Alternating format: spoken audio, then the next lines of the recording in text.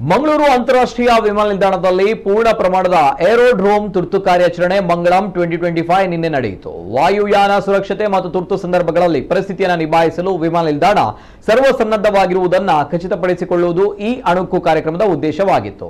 ನಾಗರಿಕ ವಿಮಾನಯಾನ ನಿರ್ದೇಶನಾಲಯ ವರ್ಷಕ್ಕೊಮ್ಮೆ ಇಂತಹ ಕಾರ್ಯಕ್ರಮ ನಡೆಸುವುದನ್ನು ಕಡ್ಡಾಯಗೊಳಿಸಿದೆ. ಜಿಲ್ಲಾ ವಿಪತ್ತು ನಿರ್ವಹಣಾ ಪ್ರಾಧಿಕಾರ, ಮಂಗಳೂರು ನಗರ ಪೊಲೀಸ್, ಸಿಐಎಸ್ಎಫ್, ಎಆರ್ಎಫ್ಎಫ್ ವೈದ್ಯಕೀಯ ತಂಡಗಳು, ವಿಮಾನ ನಿಲ್ದಾಣ, ಸರ್ಕಾರಿ ಮತ್ತು ಖಾಸಗಿ ವಿಮಾನಯಾನ ಸಂಸ್ಥೆಗಳು ಹಾಗೂ ಗ್ರೌಂಡ್ ಹ್ಯಾಂಡ್ಲಿಂಗ್ ಏಜೆನ್ಸಿಗಳು ಸೇರಿ ಅನೇಕ ಪಾಲುದಾರ ಸಂಸ್ಥೆಗಳು ಭಾಗವಹಿಸಿದ್ದವು.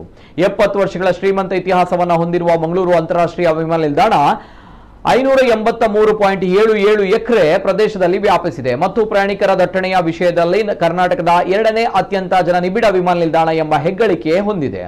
2024-25ರ ಆರ್ಥಿಕ ವರ್ಷದಲ್ಲಿ 2.32 ದಶಲಕ್ಷ ಪ್ರಯಾಣಿಕರನ್ನು ನಿರ್ವಹಿಸಿದೆ. 2 ರನ್ವೇಗಳನ್ನು ಹೊಂದಿರುವ ಕರ್ನಾಟಕದ ಮೊದಲ ವಿಮಾನ ನಿಲ್ದಾಣವಾಗಿದ್ದು ಪ್ರಸ್ತುತ ಪ್ರತಿದಿನ 50ಕ್ಕೂ ಹೆಚ್ಚು ವಿಮಾನಯಾನ ಕಾರ್ಯಾಚರಣೆ ಇಲ್ಲಿ ನಡೀತಾ ಇದೆ.